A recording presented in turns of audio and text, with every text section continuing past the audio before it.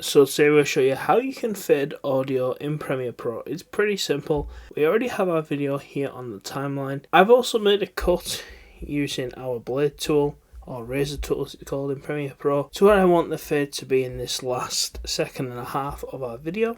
So once you're here, you're probably going to want to go over to your effect controls. You're going to want to scroll down to where it says audio over here in the top left hand corner, and you're going to see level. Currently I have the audio boosted on this video to 15 decibels, and that's good because that's where we want our fade to start. One thing you want to make sure you do is you want to make sure your point is set right back to the beginning, because we're going to animate this basically, or put keyframe in. So what we do is click this little button here on our 15 decibel level section. As you can see, we have a little shape now on our timeline. At the end, we'll drag our point to.